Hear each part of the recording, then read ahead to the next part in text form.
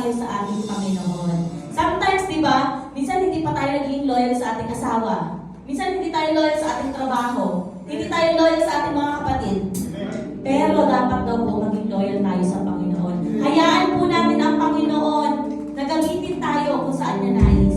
Sabi nga po niya, Lord, here I am, send me. Maging tapat po tayo, hayaan po natin ang Panginoon na gamitin niya tayo kung saan niya ninanais tayo gamitin. Kung tayo po ay nais niya gamitin sa music, magpagamit po tayo.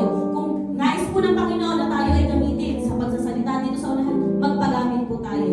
Dahil po tapat ang Panginoon. Sabi nga niya po sa kanyang mga salita sa mga awit,